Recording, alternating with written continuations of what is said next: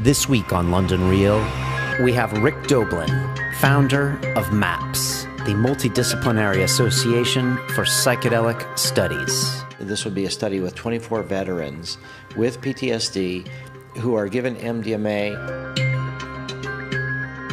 When you have a traumatic incident, a lot of times because you have to respond very quickly and your life is at stake, or you perceive it to be at stake, that the memories don't get processed in the normal way that we process memories. They get sort of stuck.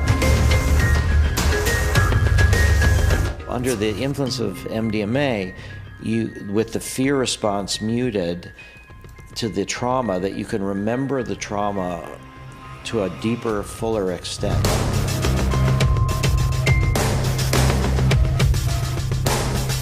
This isn't just for aging hippies. This is for people who are seriously struggling with issues related to their own mortality. London Real presents Rick Doblin, MDMA Therapy. There's 22 veterans a day on average committing suicide. Maybe some of them will not do so. I am told that today is the hottest day of the year so far here in Britain. And that means we're going to be rocking around 22 degrees Celsius here today, which might seem normal to you people in Cali or in Florida or in Spain, but for us in London, it's quite a treat. I just want to welcome you back to London Real. Got a few objects of note in my background. You got Tower Bridge here, which you might have seen in the Sherlock Holmes movie. Guy Ritchie did a nice job when they were kind of building that during the movie. And you got the HMS Belfast here, which actually saw some serious action in World War II, bombing the hell out of some submarines and U-boats and stuff. Behind me here, you got the Shard. That's the building that about a year ago, those crazy chicks from Greenpeace climbed to the top of to support some Arctic thawing, global warming issues. So props to those girls. And I'm actually standing on London Bridge, which was the bridge that was built back in the Dizzo, the very first and only bridge in London for a long time for crossing the two, putting the two sides together. And the Romans hooked that up, and it was constantly falling down, hence the name. And then the Yanks bought it and took it to Arizona piece by piece. And a lot of people confuse that with the much more beautiful Tower Bridge behind me. But you know, it does the job. But if you look at me, it just looks like a bridge. It's pretty standard. And just to take you through memory lane, right behind me here on the 6th floor of Adelaide House is where I used to be on the phones, broking those credit derivatives back in the day. And we used to look on the bridge, and I kid you not, I saw at least 4 bankers jump off the bridge into the water in my time there. And it was the weirdest thing. Like, you don't jump off this bridge to die like you would, say, the Golden Gate, but it is a little dangerous down there, and there are some currents from the sea, so I don't advise it. But enough of that, on to the show. My guest today is Mr. Rick Doblin, and Rick is a fascinating guy. Besides being one of the nicest and most warmest human beings I've ever had in the studio, and there could be a correlation between that and taking massive amounts of psychedelic drugs. I'm just saying there could be between coolness and that. But even if there isn't, MAPS, which is the Multidisciplinary Association of Psychedelic Studies, is something Rick created in 1986. And at the time, his goal was to legalize MDMA. And if you guys don't know the history of MDMA, it was legal in the early 80s, and it was used a lot. And funny enough, Dallas was actually, I think, one of the big capitals of MDMA. And then once the DEA found out about it, they made it illegal, and Rick has been on a crusade ever since to get it legalized so it can be used in a prescription standpoint with psychotherapists for people that suffer things like post-traumatic stress disorder. And he's run some studies in the States, and he's working on a study to be run here in Cardiff in the UK, which is an fMRI study where they actually see how the MDMA works on the brain and how it shuts down certain sectors, amplifies others, and it looks very exciting. Professor David Nutt is doing similar things with psilocybin and the fMRIs here at Imperial College London. We've had David on in the past, and Dr. Robin Carhart Harris talking about that stuff. So a lot of things of interest. If you want to get more involved with that study that Rick is running in Cardiff, then send an email to me or Rick. But you know, MAPS does a lot more than just the MDMA research. They got lots of things going on, including marijuana studies in the US, LSD studies. They're looking into ayahuasca, ibogaine, and you know, they are kind of my heroes when it comes to the psychedelic movement, because they're on the front lines doing the hard work every day. I mean, Rick's been fighting his whole life for this cause, and so it's fascinating. Rick's a fascinating guy. He got a PhD from the Kennedy School of Government in order to learn about how he can better affect US public policy and how to deal with all the minutia, which Rick gets in later to this show. And Rick was talking all sorts of little details about how and why it is so hard to get these studies done, whether it comes phase 1, phase 2, phase 3 studies of cannabis, MDMA, and everything. So please strap in and enjoy the ride. I think it just seems so obvious with my own experience with the psychedelics that there needs to be a better way of treating people, especially like our soldiers that have come back, that you know, are being medicated every day with opiates and other drugs without an end in sight. And when you can show evidence that with as little as 3 psychotherapy-assisted MDMA sessions, these people can relive those memories and try to process them, I don't know, how could you not look into this? It seems like a no-brainer to me. So there you go. I hope you enjoy hanging with Rick, and he's always such a fun guy, and I hope we have him on again when he comes back through London town. So there you go. If you haven't noticed, we have a beautiful, if I do say so myself, beautiful brand new website, and it is built in conjunction with the guys at Squarespace. And if you're not familiar with them, Squarespace is an all-in-one platform where you can basically design any kind of website you want, or portfolio. It's super easy. It's literally like drag and drop, and I busted off a blog this morning in conjunction with a talk I did. I call it my pre-TED Talk, and you can see it on our blog section. It's beautiful. I basically typed it up in about 5-10 minutes, put a photo in, link to a YouTube video, and boom, there you go. And I highly encourage anyone to use it. You can even just start designing your website right now without even getting a credit card, and you can see how it looks. So go check them out. You can click on the link below and design your site. And if you really want to go forward with it, I think it's like $8 a month. And if you use the code London, you get 10% off, and let them know that you watched this show. So check that out. Also go to our episode section, and you can now search by topic for our episodes. So you can click MMA or psychedelics, or what have we got, activists, or philosophy, or music, and then you can see all the episodes. So I'm really excited, and I think our website looks fabulous. So big shout out to the guys at Squarespace. We're walking now to the other side of the river. We're on the north side where all the action happens. I'm going to take you up to the monument, which is the great monument that was built after the fire here in 1666 that took out most of the city. It was like a 3-day fire, fascinating story, and they rebuilt everything around it afterwards. And I used to touch the monument before. I used to go to work in that building every day, just as a bit of a luck charm. I posted a video yesterday. It turns out Jimmy Fallon from The Tonight Show gave a shout out to Bulletproof Coffee, and he was explaining how they make it. So, hey, Jimmy knows something that we knew all along. You know, these Bulletproof guys have got something going here. And if you don't know about it, Bulletproof Coffee is a coffee that's free of molds and toxins. You mix it up with a grass-fed butter. Yes, I said butter. And some MCT oil, which is a brain octane oil they make, which has all the goodness and nutrients, actually 18 times the nutrients that, say, a coconut oil has. And, you know, I serve it to all my guests here on London Real. It's got 100% light rate. Yeah? Tell me where that happens. And, you know, it's just wonderful stuff. In addition to that, you know, they've got ideas for sleep hacking, where you can watch one of my sleep hacking videos where I give you 5 free tips, 2 free apps to help your sleep. And the Bulletproof guys helped us out with all that info. Just a fantastic website, great people. Dave Askery is a great guy. And I was on his podcast where he turned the tables on me. And he asked me what I would tell my 20-year-old self. And he caught me off guard, and it was fantastic. And hopefully there's some great responses. There'll be a link to this down here if you want to watch me talking to Dave Asprey in something I don't do very often. I haven't talked to any of the podcasts since Mr. Joe Rogan about a year and a half ago. Here's the monument behind me. Isn't it beautiful? It is the single largest freestanding Doric column in the world. How do I know that? I don't even know. I used to come here every morning, so if you come into London, definitely check it out.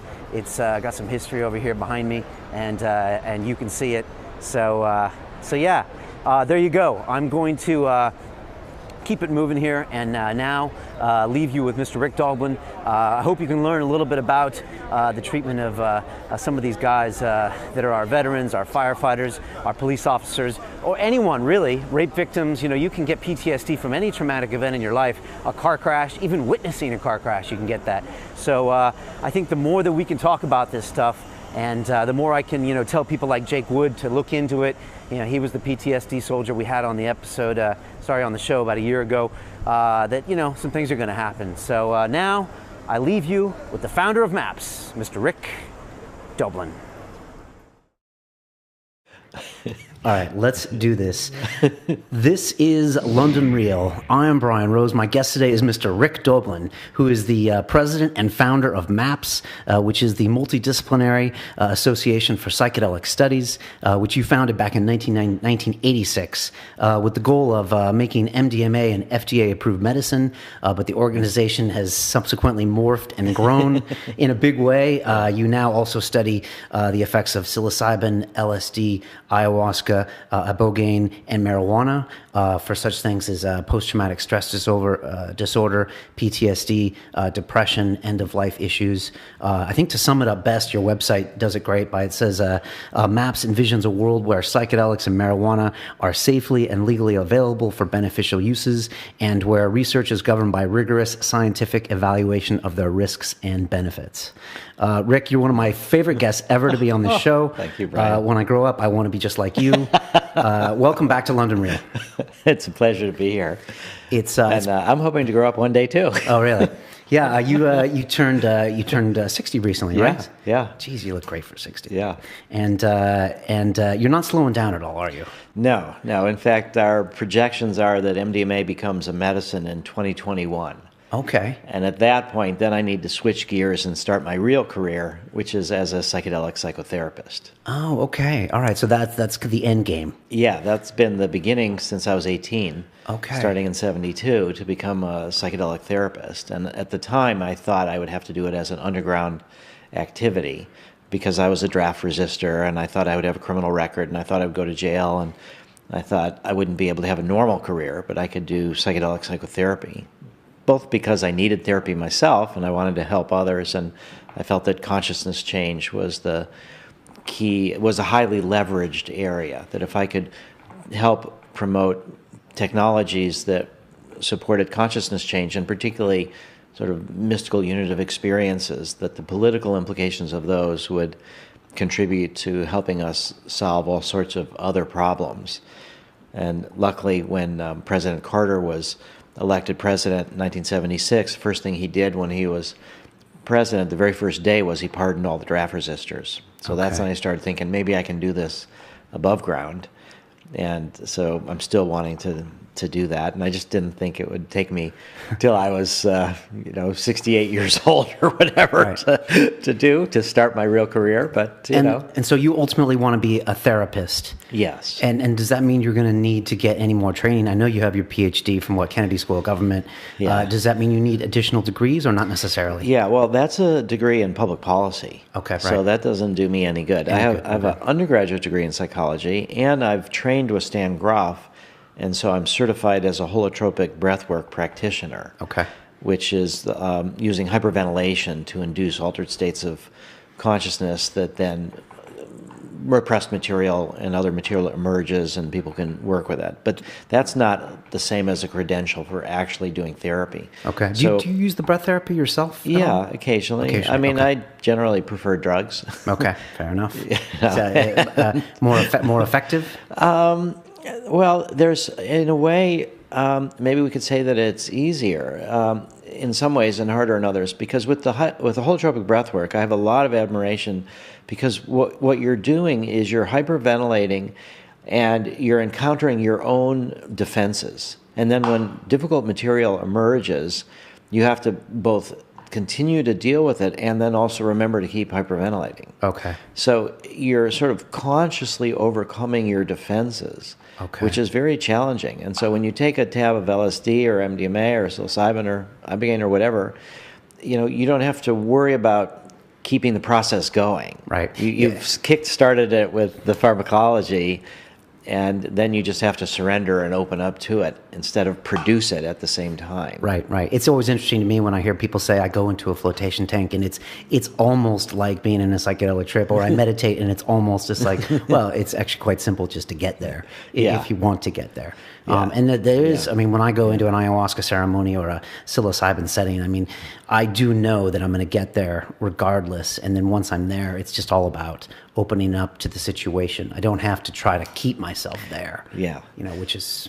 Yeah, although some people prefer it because then you're more in control. So if things get really difficult, you just don't breathe as deep, or you kind of stop breathing for a while and you focus on the emotion. So, and I've had many people tell me that they've gone deeper with the holotropic breathwork than they have with LSD. Okay. And it's because they're in a supportive environment. They're not doing LSD and drinking alcohol and at a party and distracting themselves with a million things. They're focused inward, and they're with people that are supporting them. So the model is there's a breather and then there's a sitter one-on-one. Okay. And the sitter's job is to remind the breather when they stop breathing, and also to protect their space so that they don't need to worry about anybody intruding or the phone or the door or anything like that. And usually it's done in group settings so that you kind of get energy from other people as well when people are releasing their emotions.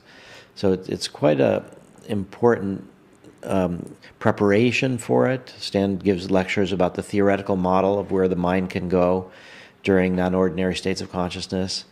And so I think people have benefited greatly from holotropic breathwork. And I have incredible admiration for Stan and Christina to developing it, because here they had these powerful tools of the psychedelics, and then when the research was shut down in a overreaction to the psychedelic 60s, they found a way to continue. Right. Yeah, that's powerful that happened. For people that don't know much about you, I was wondering if you could just bring them up to speed with kind of maps. I know you guys have had some big successes this year with some real great breakthroughs. I know a pending marijuana study, some real success on your MDMA for, I believe it was some firefighters and post-traumatic stress disorder veterans, people. And I just wondered if you could tell us kind of how things are going in the MAPS world, and then why are you here? Why is London a stop that you've made now twice in the past year? And is Europe important to you guys? Well, maybe I'll start with that. Okay. So there's the European Medicines Agency, which approves drugs throughout the EU for over 300 million people. And then there's the FDA that we work with in the United States. And the European Medicines Agency and the FDA are engaged in some senses in regulatory competition, where they're trying to see now the focus is on how can they approve drugs in a more rapid manner while not missing possible toxicities and gaining evidence about their potential therapeutic benefits. So what we've been thinking all along is that the FDA requires 2 large-scale phase 3 studies. Those are the multi-site, placebo-controlled pivotal studies to prove safety and efficacy. Right, which can take 5 or 10 years even to get to phase 3. Yeah, right. And it's already taken us, well, sadly, it's taken us 28 years to get to this point, and we're now just in a year or so away from finishing phase 2. With MDMA? With MDMA, and everything else is behind that. It's behind that, right. Yeah, and only MDMA for post-traumatic stress disorder. We're now starting a new study with MDMA for autistic adults with social anxiety, and we're starting another study for MDMA with people with life-threatening illnesses that have anxiety. So those are early phase 2. And those will probably be 5-6 years before we're ready to take them to phase 3. Wow. Long life cycles. Yeah. So the idea of Europe, though, is that if we can do one of the large-scale phase 3 studies in the United States and one in Europe, then we cross-submit back to the foreign studies are accepted by FDA if they review the protocols beforehand, and similarly for the European Medicines Agency. So for the same cost of doing 2 large-scale phase 3 studies in the United States, if we do one in throughout England and Europe, and the other one in the United States, for the same amount of money, we get 600 million people, more or less, that we can use these drugs in, rather than 300 million. Okay. And is there anything where you can actually make the two agencies compete against each other? I mean, Yes. maybe I shouldn't ask you this on camera. No. Okay. That's actually kind of one of the thinkings. Yeah, that there's the fundamental difference is that in England and the European Medicines Agency, because there's a lot of national healthcare organizations, they care about costs of medicines more than the FDA does. The FDA cannot look at cost when they approve a medicine. They can only look at safety and efficacy. Okay. But in Europe, there's more like comparative studies. Because the nation pays for it at the end of the day. Yeah. Whereas in America, it's handled by Private insurers. insurance companies. Right, okay. Yeah, so now there's kind of a focus on how do you get drugs to market sooner so that the costs and the time are not so great, and we respond to patient needs.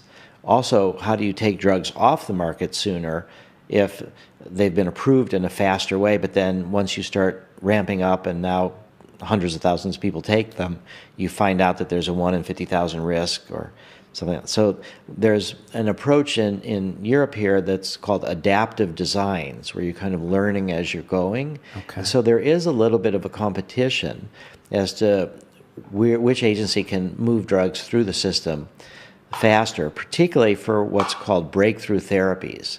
And those are drugs for serious or life-threatening illnesses for patients for whom other medications have failed. Okay. And for PTSD, that's exactly where we're at. It's serious, life-threatening. There's a higher incidence of suicide. Suicide, right. And at the same time, we work with people that have failed on finding relief from the current available pharmaceuticals. There's only 2 that are approved for PTSD, Zoloft and Paxil, and neither of them are particularly effective. So what we're hoping is to do a study here in England, particularly with fMRI, with veterans who, this would be a study with 24 veterans with PTSD who are given MDMA not directly as a therapy drug, but to understand what happens while they're under the influence of MDMA and go in an fMRI scanner. Right. Smells like David Nutt to me. Yes, David Nutt's involved in this. He's like the big guy that uses fMRI. They've had the psilocybin study here. Yeah. Is that his thing? Is that his niche? He's the editor of the Journal of Psychopharmacology. He's an incredible neuroscientist. And Beckley Foundation with Amanda Fielding has worked with David Nutt on some of the studies with psilocybin that they're doing with fMRI. And so I just spent the last day with Amanda at Beckley Foundation. And last night we kind of had a breakthrough where this study in England is about 188 pounds over 2 years to do this 24 subjects. 188,000 pounds. Oh, yes. Okay, Excuse me. Sorry. All right. Yeah. Okay. I know the pounds are worth more than $1, but not that much more. Not that much, right? Yeah. So over 2 years, 24 people, 188,000. Yeah. Okay. So MAPS and Beckley Foundation have agreed that we're each going to pay 25% of it. Okay. And then we're going to try to see if we can raise the other 50% from donors. I'm here for a screening, the London premiere of a documentary called Neurons to Nirvana. Yes, I saw the trailer for that. It looks very interesting. It's about the use of psychedelics in treating medical disorders. Is that right? Well, but it's more about consciousness shift and how the world is in a crisis, and a lot of it is because of narrow thinking and people identifying themselves with limited parts of who they are. So they would identify themselves as part of their religion or their nationality or their gender or their race. Or their football team. And then there's the us and them, and then that leads to dehumanizing others and not being sympathetic with others and greed. And so it's a real macro look. Yeah. At the effects of psychedelics breaking down some of these barriers. Yeah, and through the psychedelic unit of experience, which people, you sort of move through certain levels of consciousness, and with psychedelics, usually the first is kind of certain perceptual changes. Not so much with MDMA, but with the classic psychedelics. There's more visual changes. People's imagination is more fluid. Their ego processing is breaking down. That's what David Nutt and Robin Carhart Harris discovered with psilocybin, Right. that it reduces activity in the default network, which is the filtering process. Which was kind of surprising. We had both of them on the show, and I know people would always think that your brain would get more active, but it turns out it becomes less active, or the orchestration it stops happening between these different parts of the brain. Yeah, well, the default mode network is sort of synonymous in a way with our ego. Okay. And with the things that we need to do as a human being in the world getting through the day. And so there's so much information that our brains are perceiving all the time that we decide not to attend to because it's not fundamental for the tasks that we have to do, or it's not novel, we know it's not dangerous. Right. So with psilocybin reducing activity in the default mode network, then the filtering systems are slowed down and you get a flood of material that you're perceiving all the time but don't pay attention to. Right. Okay. And that gives you the sense of sort of a broader consciousness and the sense that there's more going on in your brain all the time. Right. So you stop thinking about, I have to eat this, I have to make sure that guy doesn't kill me, and you can start thinking about, what is my relationship with the society? What is happiness? Why are we here? Yeah, and you start feeling energy patterns connecting things, and you start feeling that there's this unified force. Not everybody, but this is often the reports. And these are why these drugs have been used for thousands of years, too. People end up this more sense of the connection of things. And once you realize that you're part of nature, that you're part of the human family, you're part of life on Earth, and that's more fundamental than your ego, which is kind of a later development, then you realize that people who may be a different race than you or a different religion than you have more in common with you than they have different. And that there's certain political implications of that. And I think we saw that during the psychedelic 60s, where that was the birth of the women's rights movement and the environmental movement. And I mean, women struggled to get the vote, in 1920s, well before that. Right. But I do mean that there was a lot of development of all these progressive social movements in the 60s. And a lot of it came from when psychedelics go right, when people had this unit of consciousness and what that meant to them. Right. I listened to a lot of old Terence Mckenna lectures, courtesy of the Psychedelic Salon, Lorenzo over there. He keeps finding these lectures. It's like Terence never stopped talking in a weird way. I know you knew Terence back in the day. I know he had his own opinions on MDMA. You didn't agree with a lot of them. No, I didn't. But he had a romantic notion about if it's from nature, it's good, and if it's from the lab, it's not so good. Right. I'd like to think he would have changed his mind by now. But I'm not sure. But, he talks a lot of this dominator culture. He kind of puts it in that perspective, because I don't think he likes to say like male dominated, but just like a dominator culture as opposed to a cooperating culture. Yeah. And, he's got a lot of interesting theories about, used to have the psychedelics ingested in the orgiastic behavior and, people not knowing necessarily who their direct descendants were and how it was more of a tribe. Mm-hmm. But, I look at sometimes the world and it just feels like this ridiculous dominator culture. And sometimes, and maybe it's because of my experience with psychedelics, I just turn on MTV and I see, gold chains and big cars, and then I turn on CNN and I see Putin moving into Ukraine, and I'm just like, is anyone else seeing this massive dominator culture that's not making anyone happy? Yeah, I don't know. Yeah. I think tens of millions, hundreds of millions of people are seeing it, and there's this growing sense about economic inequality and.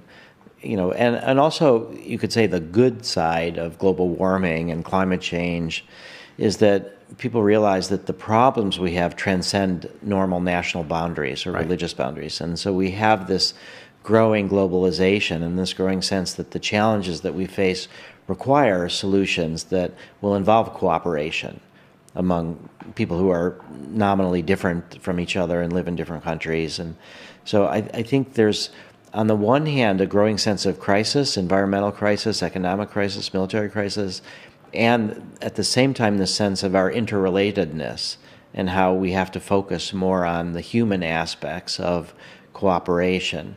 And also, we read about the incredible technological developments that have been in terms of energy, new sources of energy, new sources of food, new sources of products, so that it seems as if the planet is capable of supporting the number of people that we have if we had a more equitable distribution of resources and a more sustainable society, and we focused not so much on perpetual growth, but on providing for basic needs in ways that, last a long time and give people actually more leisure time. But the idea there is that there is an opportunity, I think, for the unit of consciousness, for the psychedelic experiences to be integrated into our culture now.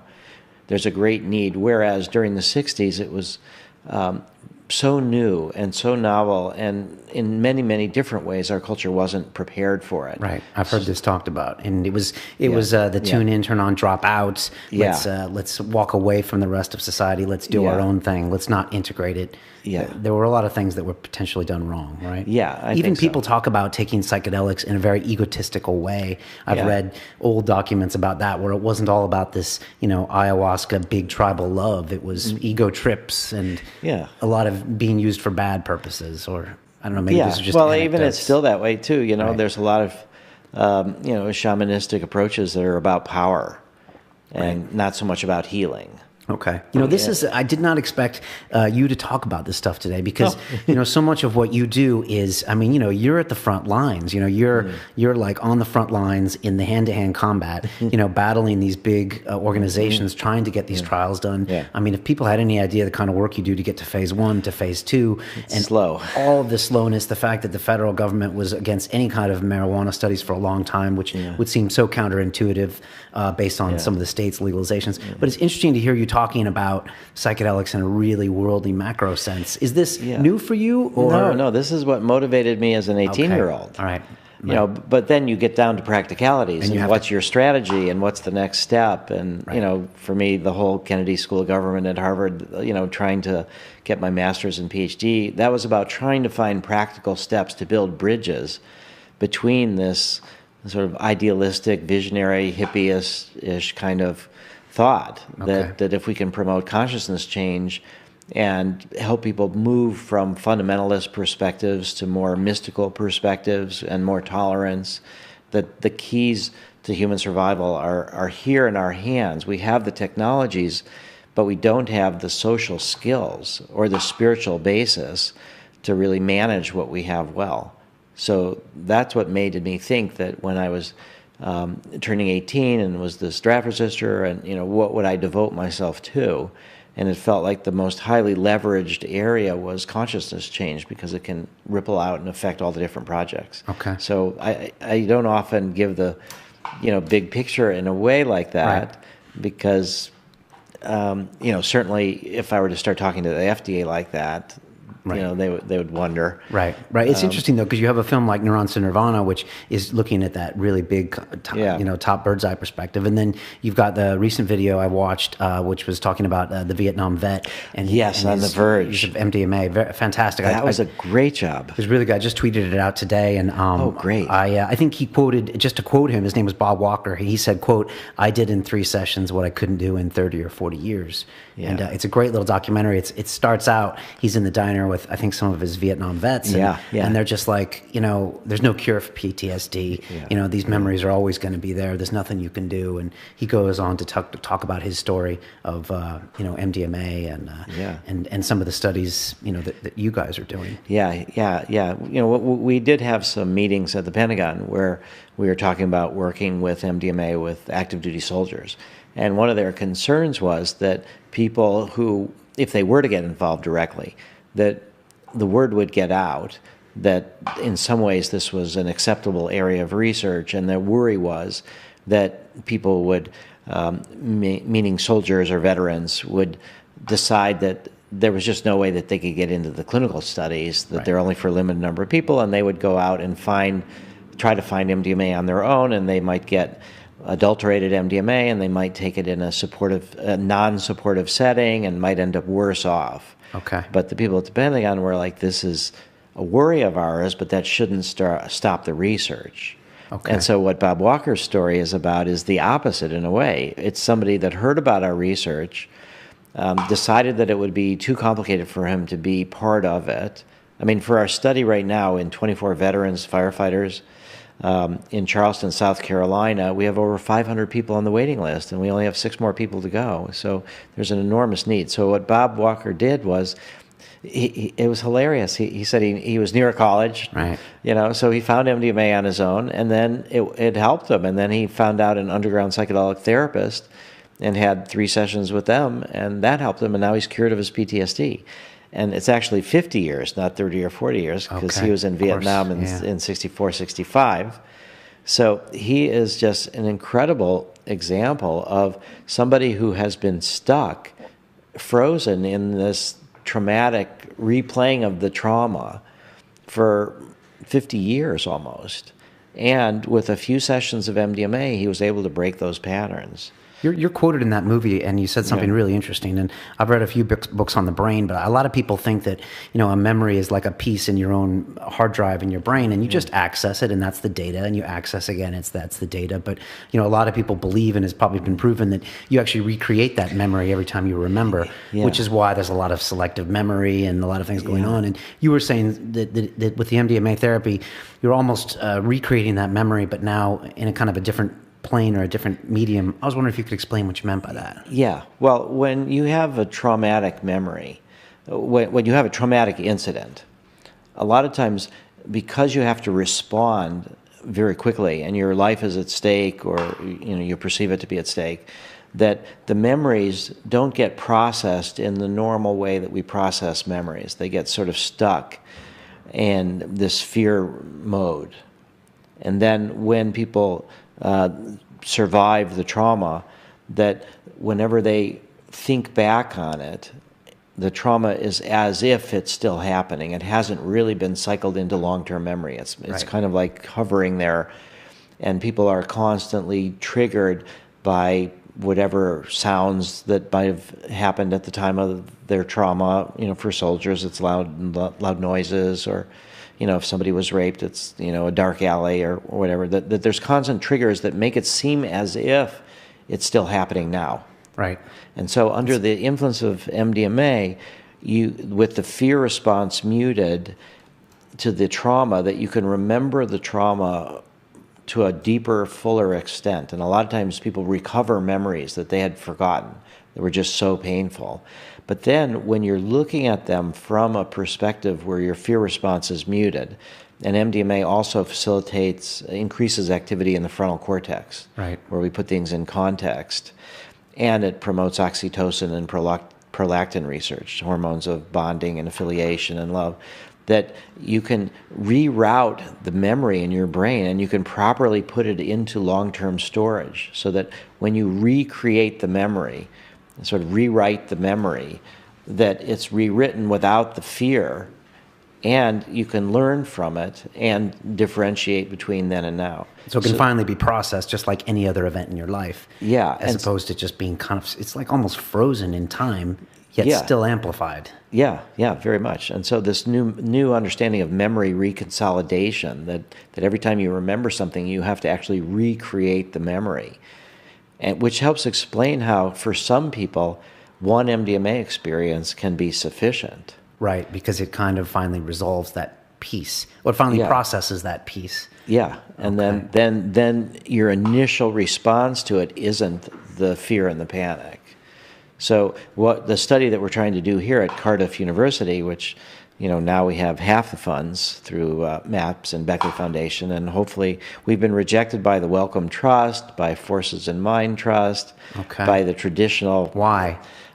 But Wellcome has funded some of Nutt's research in the past? Not yet. They stay away from the psychedelics? Well, David helped arrange for a meeting a couple of years ago with Ben Sessa and Dr. Ben Sessa here, who's going to do the Cardiff study, and Dr. Peter Owen, who did our Swiss MDMA PTSD study, and myself. We went to the Wellcome Trust, and what shocked me is that they started talking about their reputational risk of getting involved with MDMA research.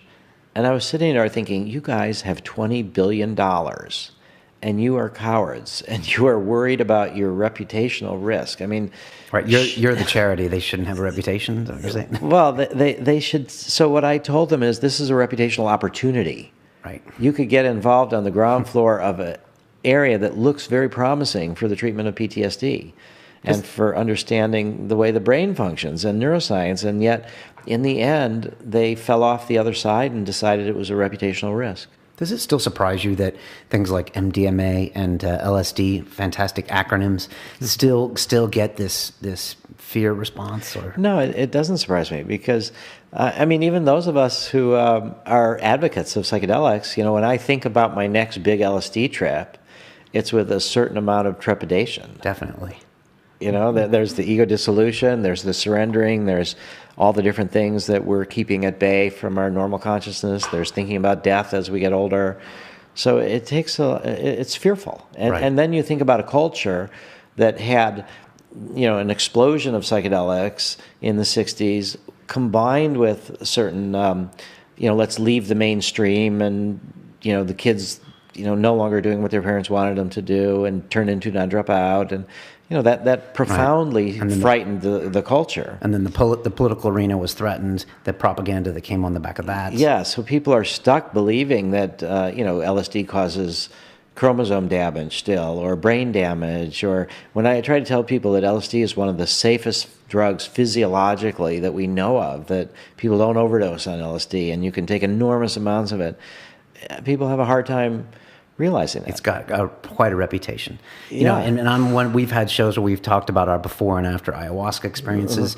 We talked about experiences with DMT. It's our most popular episode ever. We had a before and after DMT show with myself and Alexander Ward. And it's been watched over 300,000 times. And that's great. Really a surprise to me that something, very well known in the community has been talked about and used for 10, 20 years, that we could make a video a year ago and it'd be watched, 330,000 times. And it's quite simply Alex and I talking about DMT, us going away somewhere and smoking it and coming back, and me talking about my very first experience with it. Wow. And, I see. So to get more people to listen to this, we should take this MDMA now? There's no MDMA here, just joking. We have to wait until later. But that would be good. Yeah, people are very interested in how it changes the way we normally communicate and process, and it's very subtle. Yeah, people are fascinated and terrified. Yeah, and terrified. And even LSD to me, and I'm not a psychedelic veteran, but I've been, in this space for a couple of years, it's even the one where you're just like, okay, wow, here we go. Obviously, since it's usually prescribed in micrograms, you're not sure the dose, et cetera. The mushrooms, there's a certain amount that you eat. Yeah. The ayahuasca, there's a certain amount that you drink. And so even for someone like me, it still has this kind of, unknown quality out there. Which is important to realize that is the case, that there's something about the way in which we tailor the reality that we perceive to our own preconceptions, and we limit ourselves, and we protect ourselves, but not always to our benefit. That we may protect ourselves from critical thinking or from, challenging our fundamental assumptions, and that isn't really good for our human growth and development. Right. And under LSD, you really have to surrender. Again, it's not like breath work where you can slow it down. Once you've done the LSD, it's going to happen, and you're going to have an 8-hour experience or so. So I think a certain amount of respect, if not fear, but a certain amount of respect for the difficulty of surrendering your own hold on reality in order to get a deeper perception. So I can understand why society is scared, but at the same time, the fear has been massively amplified by the propaganda and by the suppression of research, so that we don't have the examples that are of these drugs being used in appropriate situations with proper support, helping people with problems. So that we've recently finished a study with LSD for subjects with anxiety related to end-of-life, life-threatening illnesses. Right. And this isn't Johns Hopkins study. That's no. That was psilocybin, sponsored by Hefter Research. Okay. So they're focusing on that. This was done in Switzerland. Okay. And what we are most proud of is that this was 12 subjects.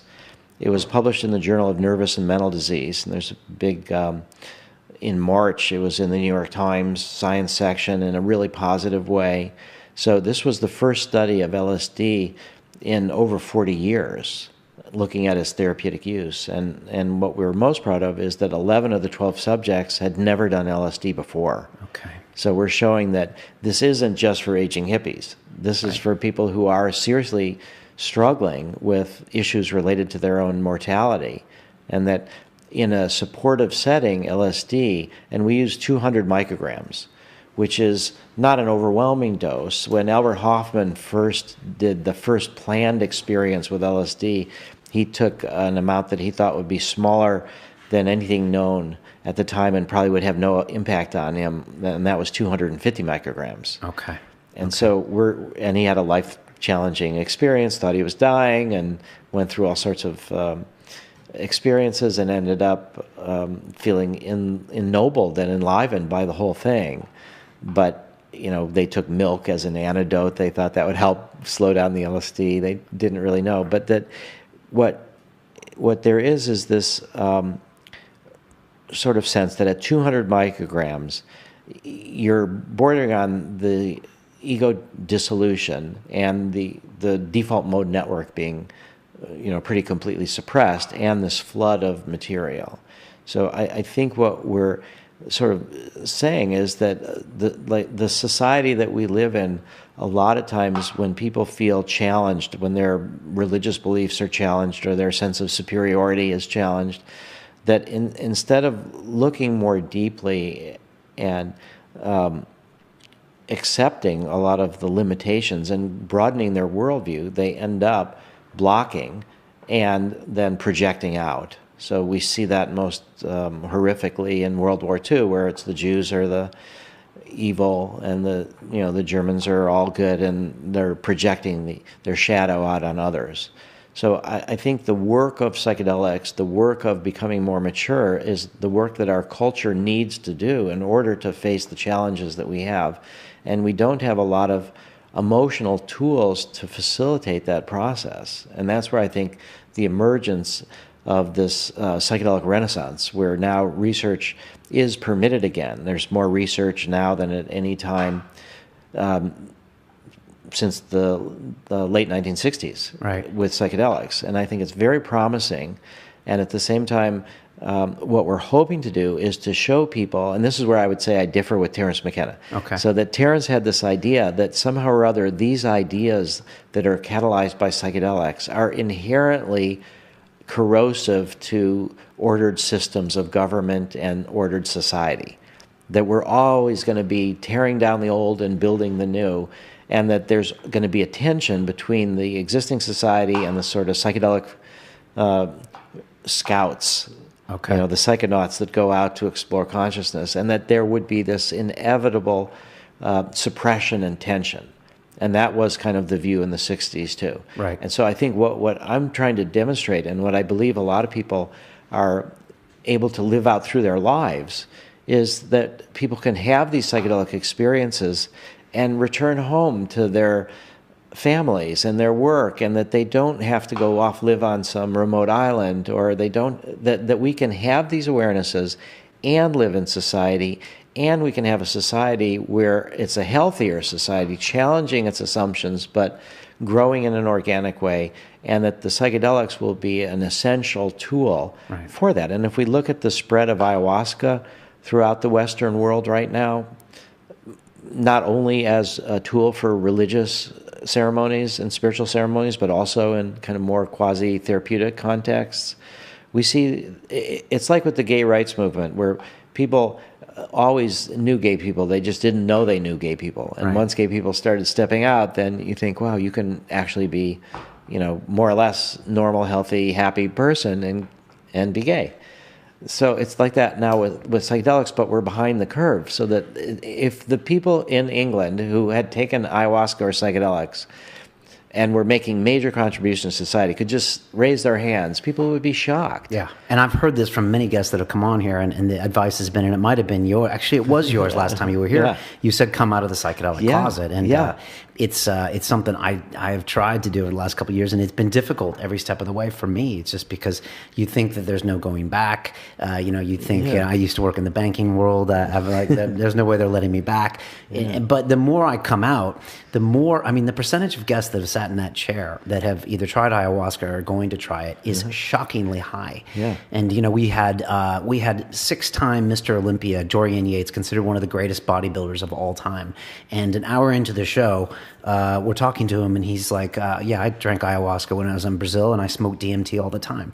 And, our jaws dropped. I have a UFC fighter in here, Dan Hardy, and he is talking about how it's an important part of him as a fighter, taking these psychedelic drugs. And, it's the opposite of what you would expect, especially if you think it's this tune-out society, he can use it and also still punch people's heads for a living, and it's very complementary to his life. It also sort of questions the idea, challenges the idea that this is all about peace and love, and that you have these experiences, then we all become sort of naive, defenseless people that the real hardcore is going to take advantage of. Right. So it's not that way. I mean, it really is not that way. And there are some of the veterans, that work with MDMA to deal with the trauma of what happened to them during the war. And so part of the concern was, is everybody going to become sort of a peace-loving,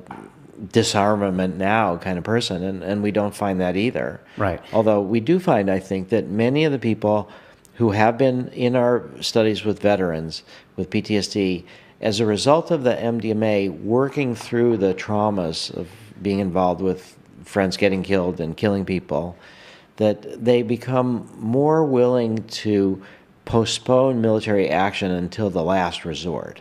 They don't become pacifists. At least we've not seen anybody really become a pacifist. But what they do say is that as they have developed their ability to navigate their own emotions, that conflicts that previously would reach a point where there was no next steps, they were all blocked, and then you move to violence. Right. Either against others or yourself. Right. There's 22 veterans every day on average committing suicide now. High numbers, yeah. That they're more willing to engage in negotiations and again see violence as a last resort. And so I think that's the kind of impact as a culture, if it were more widespread, that we would see, is that we don't ignore the fact that we live in a dangerous world, but that we don't resort to violence without it being other efforts have been tried for negotiations. And I think I did some work I talked about before with Robert Mueller, who was the Assistant Secretary General of the United Nations. Okay. And he wrote a book in '83 called New Genesis, Shaping a Global Spirituality. And his view was that we have the United Nations to mediate conflicts between countries, but that a lot of those conflicts have a religious base. And so if we could have a global spirituality where people look at the earth from space and understand that we're all in it together, that people move from fundamentalism to mysticism, that would be the basis for a more peaceful world, that people wouldn't have one world religion. You could have your own traditions, your own views, but you might hold them more metaphorically than literally, and you might be more sympathetic to people with other religions. And that's where I got a lot of the big picture view that working on psychedelics and consciousness change had a role to play in world peace. Okay. And it was from the Assistant Secretary General of the United Nations. So I feel that there's appropriate fear and caution that our society should have about psychedelics, because they're very powerful tools. And how they are used determines the outcomes more so than the drugs themselves. Right. So the whole system of prohibition is based on the idea that these drugs themselves are inherently dangerous and bad. Right. And that the whole system of prohibition ignores the relationship that we establish with the drugs, which is what really determines their outcomes. Can you be specific when you say your relationship with the drugs? Yeah, so let's say that somebody takes MDMA and goes out to a rave. Right. All right, if they're thinking of this is a party drug. I'm going to go out and have fun with my friends. And we've had people that have talked about having that exact motivation. Their relationship was, this is a party drug. Then they go out to a party with their friends, and women in particular have talked about how sometimes they remember prior sexual abuse. And it's something that they see has been incorporated into their personality. It affects their relationships with others. It affects their ability to be in loving relationships. And if they're just there with a bunch of friends and they think this is a pretty heavy topic to talk about, and my friends really are just here to party. Right, and it's loud, and there's 1,000 other people around. Yeah. So then they stuff the feelings. Right. And they end up worse off than before. Right, and then they become the parent who's 50 who says MDMA is a party drug. What are you thinking? Yeah, very much. And they end up, in large ways too, not aware. Because we're only now really starting to get a lot of media about the therapeutic use of these drugs, that people sometimes in their mind only think of them as a party drug. They only know about ecstasy or Molly, but they don't know about Atom, which was the code name when MDMA was a therapy drug in the middle 70s to the early 80s. So that the context that you bring to the experience is more important than the drug itself. The power of the mind can tailor and shape things more so than we realize. Right. And so if your approach to MDMA is, I'm going to take this as a party drug, and I'm going to go to this party and have friends with my, party with my friends, but if something more serious comes up, I will take that as an opportunity and as a sign that I need to work on deeper issues. And we've had some situations where people have been like that, where they've said that they went to a rave, prior sexual abuse came up, but they were with friends that supported them in sort of focusing in on that, which isn't reckless partying, but it, or even fun partying, but is something very sober and problematic. And then they can often work through it in the next hour or so and then go back to the party. So that the attitude really makes the difference. And if our society sees these things as the sign of losing control, that you take these drugs and they weaken your control, and that we need our control to function in society, to not rape and pillage and plunder, then people resist the introduction of these drugs and they think about criminalizing them. But if you have this attitude that this weakening of control in a supportive environment helps you to have a more balanced control later, once you've taken these split off parts of yourself and integrated them and acknowledged them, then you so it's letting go of control in order, once you're not doing drugs, to have a deeper sense of control. Right. And like, just so people understand, with your MDMA studies, it's they administer the MDMA and it's preceded by an 8-hour session with a therapist where they can talk through a lot of these issues in a safe environment. And in my opinion, I don't see how you could ever do MDMA in any other way, if not doing that first, Yeah, well, there's usually 3 sessions, each around 90 minutes long, of preparation, where you build the therapeutic alliance between the person that's coming for the treatment for PTSD or anxiety because of end of life, or social anxiety because of autistic spectrum.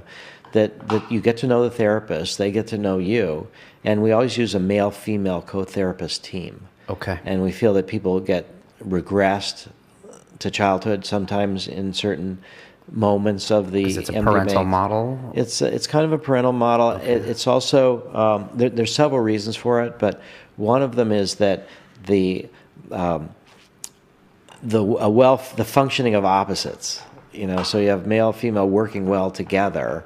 That can help people feel reparented in some ways. And it could also help them to realize that if they can have sort of a union of the opposites inside themselves, that if they can accept the fact that we're all these polarities and we just are on one level or another, right?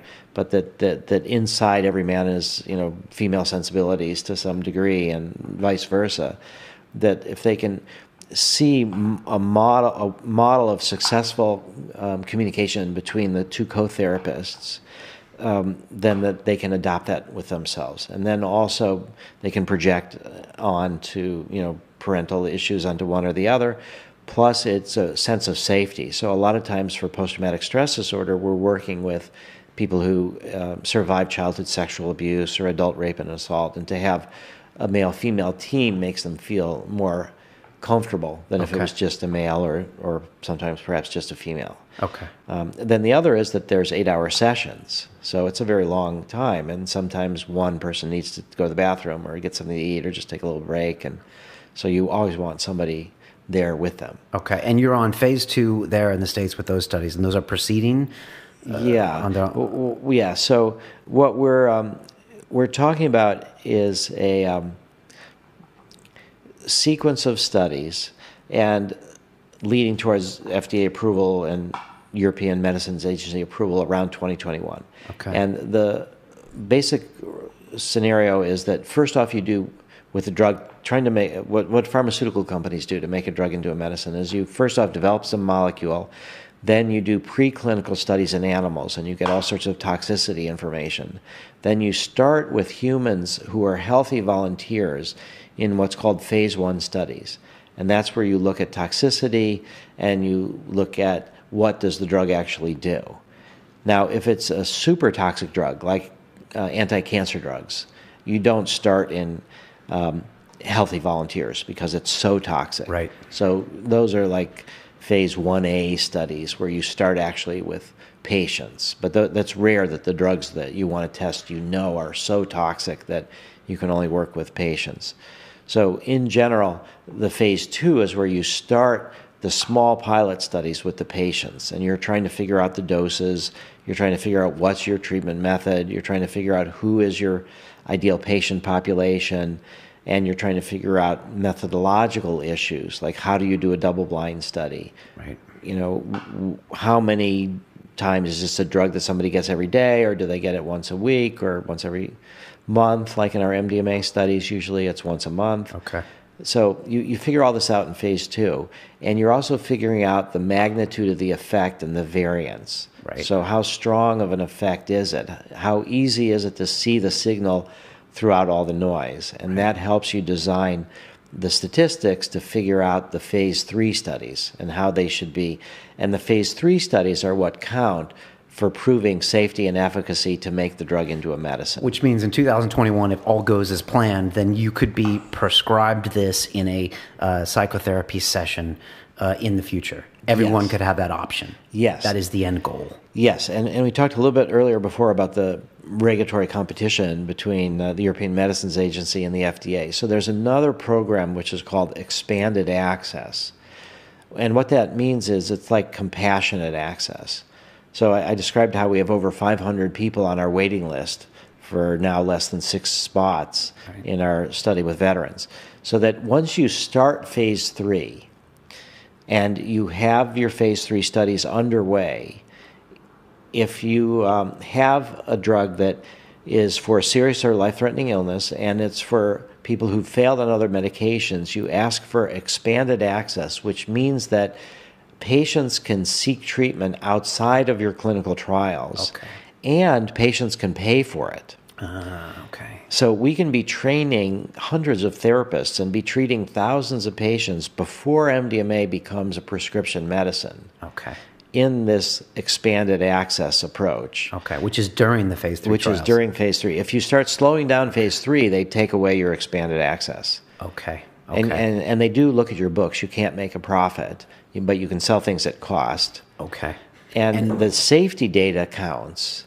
Okay. All right. But they don't count any of it for efficacy data. So if it doesn't work, it doesn't matter. Because again, it's not controlled, placebo-controlled double-blind studies. That's what we need in phase 3. Okay. But that's the purpose of phase 3. The purpose is these controlled, highly scientifically, methodologically rigorous studies. Because you're not doing double-blind studies now. You do placebo No, we studies. are doing double-blind studies now. But they're just much more rigorous in phase 3. Not necessarily. I mean, what you basically want to do is test out everything in a small scale in phase 2 that you're going to do in phase 3. You don't really want to do new things in phase 3 because the stakes are so high. Okay, right. Like to give you an example, right now we've got studies that are underway. We've finished a study with 12 people in Switzerland. We've finished a study with 20 people in Charleston, South Carolina. These are MDMA for PTSD. And now we've got studies underway in Israel for 10 people.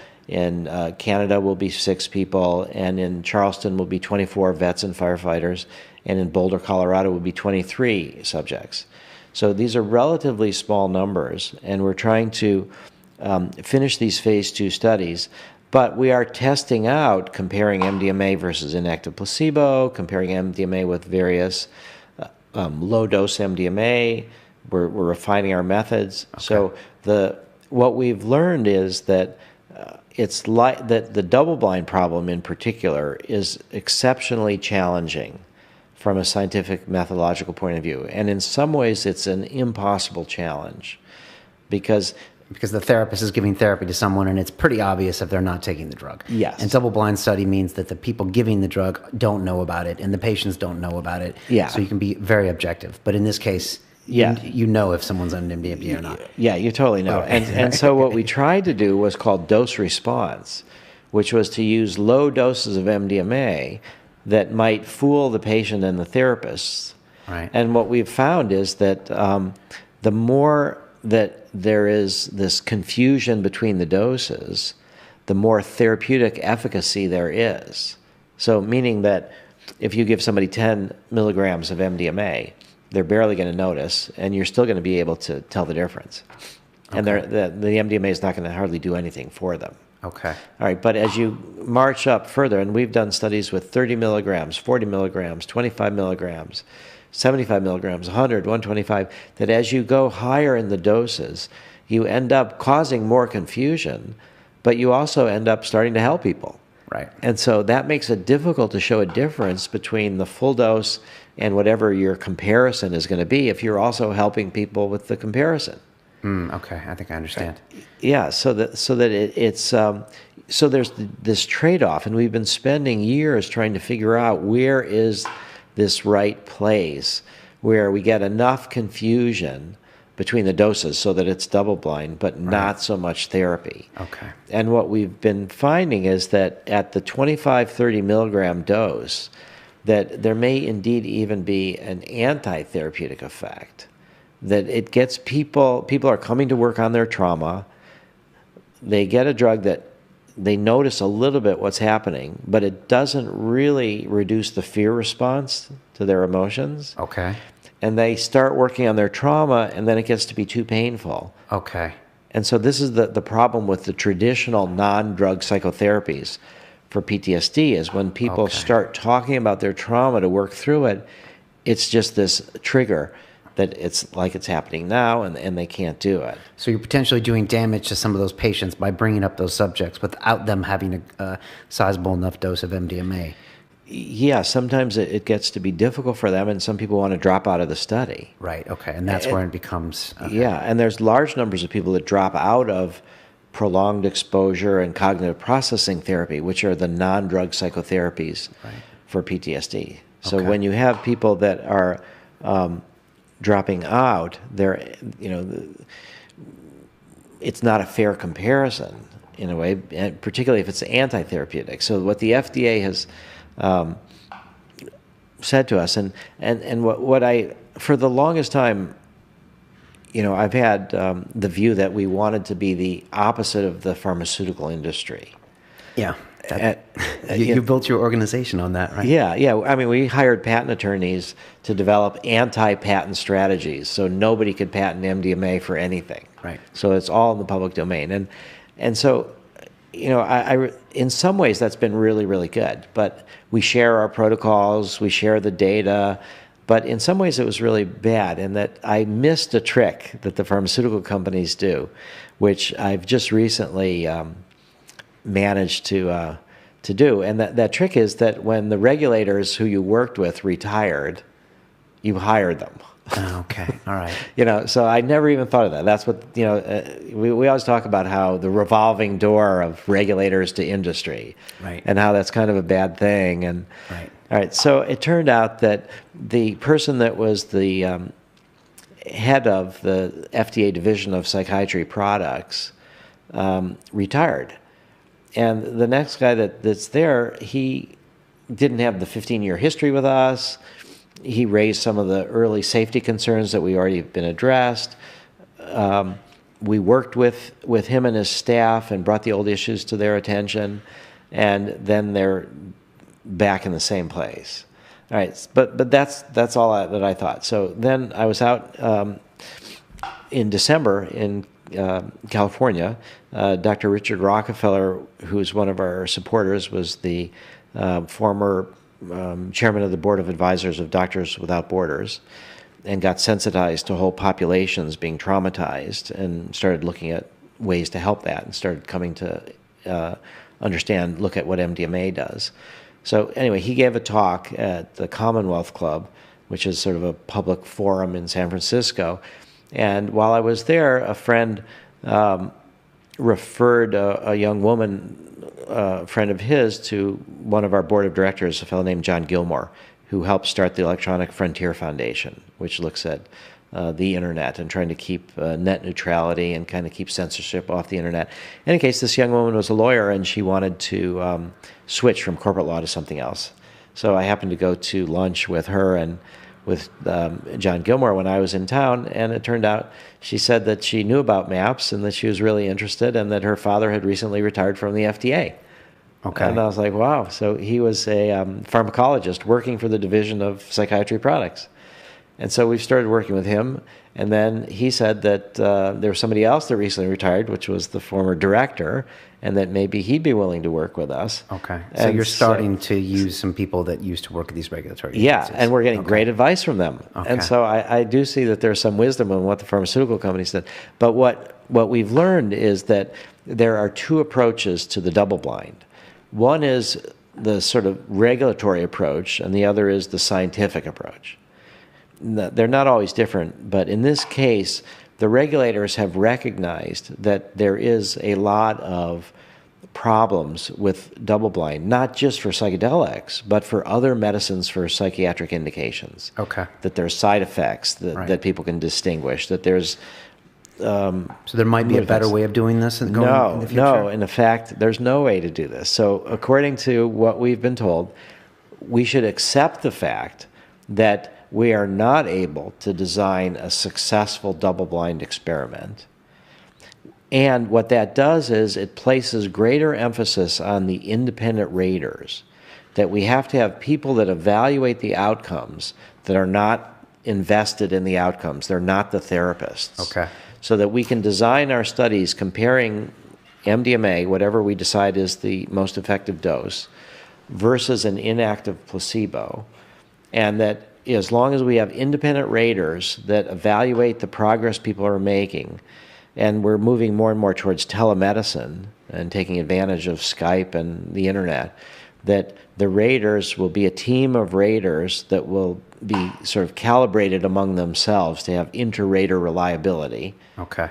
And then they will see patients on a random basis, and they won't even know this patient. They might never have seen them before. They won't track them. Now we have independent rater tracks people through the whole study. Okay. Gives them their baseline. This is a potential problem you see with this. Well, this is the solution. Oh, okay. The solution is to accept and this is what's going to permit us to move to phase 3. So this is where I'm saying is that we have to be starting to do these things in phase 2, where we're enhancing the independence of our independent raters. Okay. And the lack of knowledge that they have about where the patients are in the treatment process, so that their evaluations will be considered more reliable. Okay. And then that will be the antidote to the problem of trying to do a successful double blind. So it's like almost you're building this huge infrastructure in order to be able to welcome in this potential phase 3, and it not only involves therapists that have to be trained in this MDMA administration, but independent raters and this whole other piece. Yeah, well, there's a lot of things. And you've always known this. You've been building infrastructure for years, Rick. Yeah, but it keeps getting more complicated, which is things that we thought were fixed turn out to be variable. Right, okay. And then we have to control them. Okay. So we're controlling more and more things. That's why they pay you the big bucks. That's why they pay me the big bucks, yeah. Although I would say that I finally got my salary, I finally got my salary up to $75,000 a year. Congratulations. And that is a lot of money. And, I think,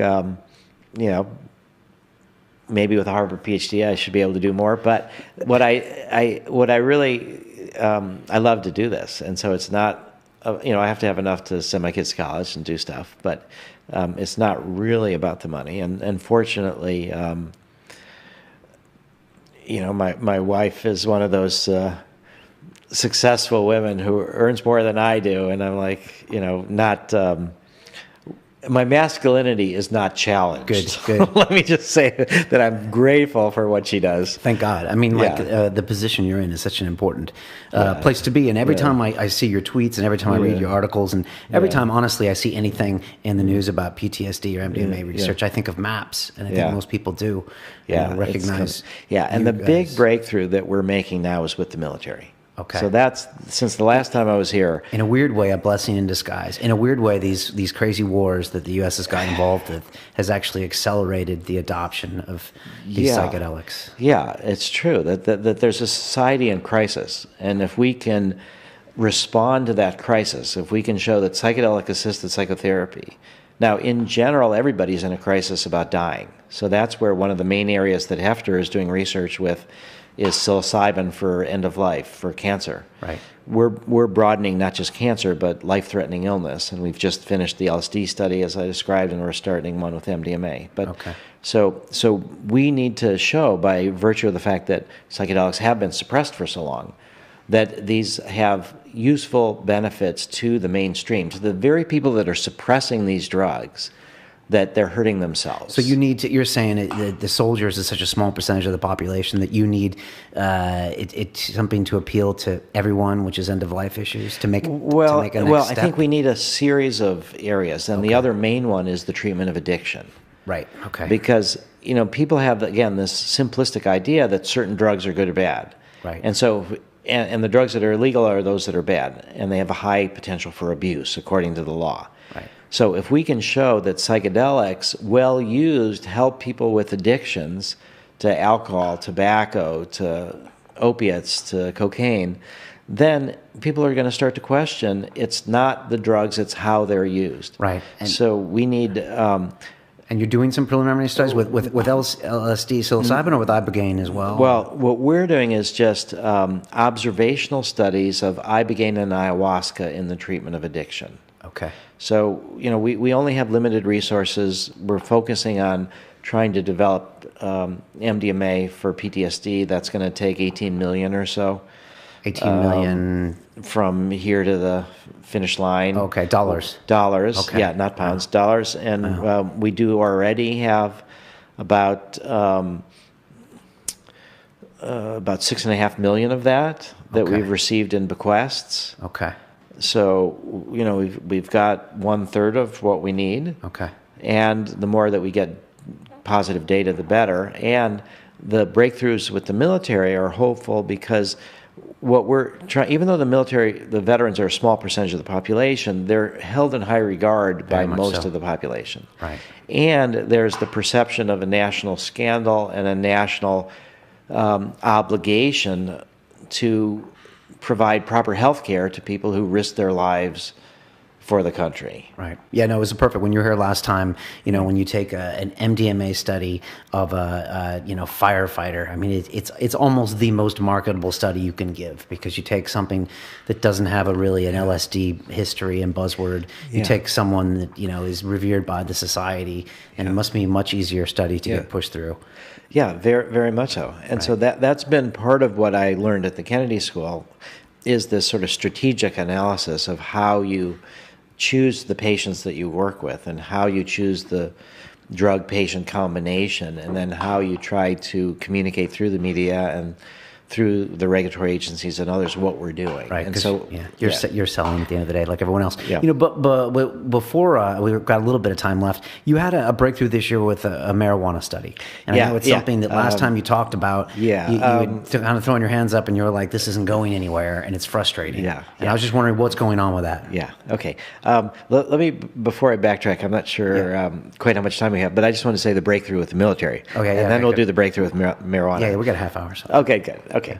So the breakthrough with the military has been, again, through Richard Rockefeller, through his cousin, Senator Jay Rockefeller, who's on the Senate Veterans Affairs Committee, and through this massive sense of crisis.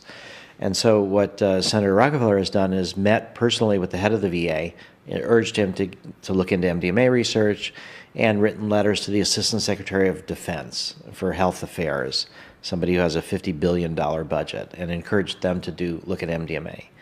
So because there's such a high rate of suicides of veterans, 22 on average a day, because there's such a national crisis. Finally, after over 20 years, we've been able to get the cooperation of the Department of Defense and the VA. And so what the VA, we've now got 3 different studies that we're trying to develop where MAPS will fund small proof of concept studies, and then the data will be used to submit for Department of Defense grants for these studies. So one of them is a couples therapy approach to treating PTSD that's been developed, where one of the couple is a vet with PTSD. Okay, and we have the ability from the FDA to train therapists by administering MDMA to them in a scientific protocol, and we gather certain information about healthy volunteers taking MDMA in a therapeutic setting, but we can train therapists by giving them MDMA. And so we've now started to train VA therapists by administering MDMA to them. Wow. You can do that legally? We can do that legally. Okay. Yeah, and then once they've experienced MDMA, they can better understand how to blend their approaches that they've developed without drugs with MDMA. How do we blend them? Okay. So we're now working on blending MDMA with a couples therapy approach. Right. And wow, it's exciting. That's exciting. And then there's another approach, which is prolonged exposure, where people are trained to talk about their trauma and talk about it over and over and over and over until they're desensitized to it. Okay. Now, the problem with that, it works for some people, but the problem is that a lot of people are re-traumatized, and you don't fully learn from it. With MDMA, people remember more of the trauma with the fear reduction, and they have a better sense of what really happened to them, and you can learn more from it that way. But prolonged exposure does work for some people, and because there's this high dropout rate, the people who are doing prolonged exposure, some of them, are interested in blending it with MDMA. And maybe MDMA will give people enough of training to work with the pain that then they'll be able to go through prolonged exposure. Okay. And maybe that will be more efficient and effective than our approach, which is 3 sessions of MDMA with non-drug psychotherapy every week over a 3.5-month period. If there's some way to give somebody MDMA experience, it lasts 8 hours, maybe 4 or 5 hours they do prolonged exposure, and the other time they leave people free to wander in their minds as they will in our non-directive approach. You know, maybe there's a way to enhance it. We don't know if that's the case, but we're willing to fund a pilot study with prolonged exposure. And then there's another therapy called cognitive processing therapy, and some of the people that have developed that through the military have said that they want to see if they can take their treatment-resistant subjects and administer MDMA to them. Okay. How many years before the Department of Defense cuts you a check for an MDMA study? Because that's headline news. Yes, that would be headline news. And, well, we're wondering that ourselves. That I think maybe a year and a half, 2 years, possibly. And one of the subjects in our study, we saved the Veterans Administration $1.5 million. Okay. Because there's a backlog of people who have PTSD. The VA can't see them all. One of the subjects in our study, about a year and a half ago, before he entered the study, applied for disability payments. And he was somebody who several days a week couldn't even leave the house. And so he couldn't hold a job. Right. And time goes by, nobody called him. Over a year went by, and he still hadn't been called for his appointment. And so he saw our study, and he volunteered for our study. And after 2 MDMA sessions, he felt cured.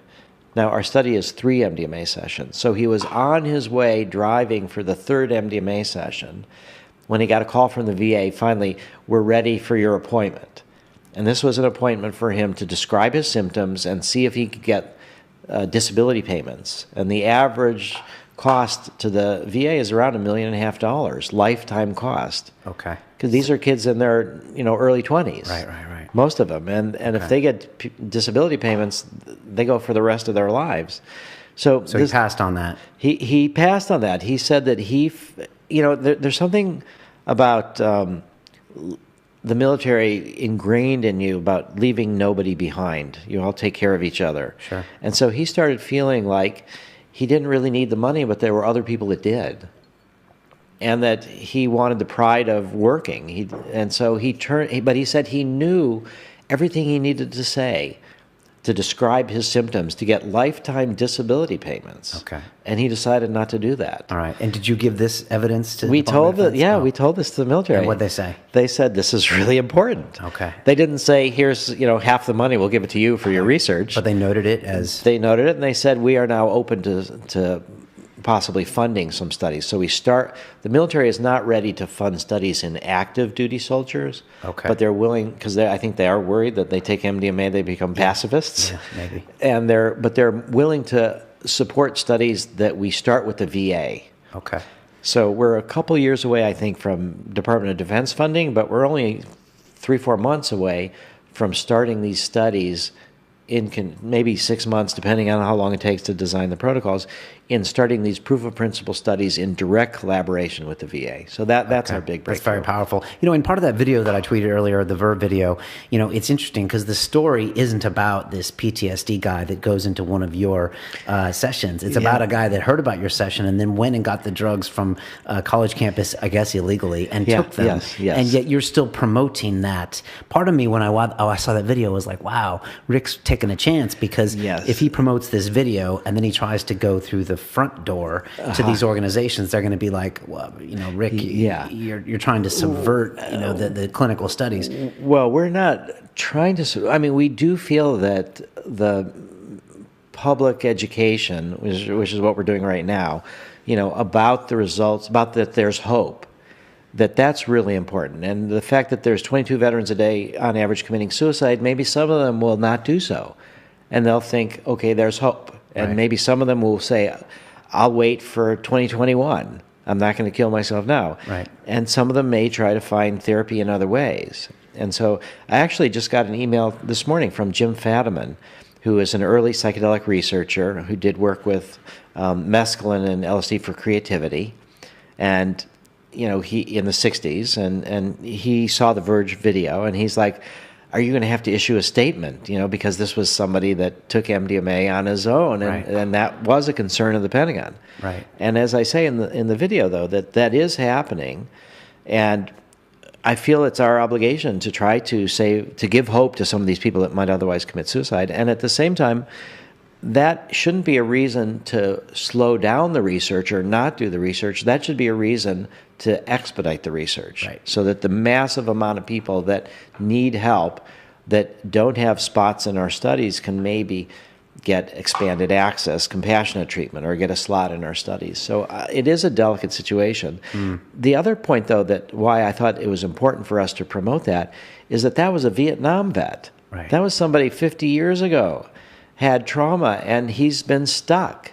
Yeah. And so that's the power of the MDMA and psychedelics in general, that it can take people who've been stuck for decades and decades and decades and give them a new perspective. Right. And that they shouldn't give up hope. Right. So this is part of your very large job description, is that, on one hand, you can say we're only, doing 12 people here in Canada and 12 in Switzerland and 24 here. Yeah. But obviously that can generate a huge amount of media exposure. Yes. And so then when people, we had a PTSD sufferer in here. His name is Jake Wood, and he had done some tours in Iraq and Afghanistan. He wrote a book called Among Us, and he had a very unique situation because he was a territorial army officer, and he would go from Afghanistan, and then he would come home and go right back into a banking job.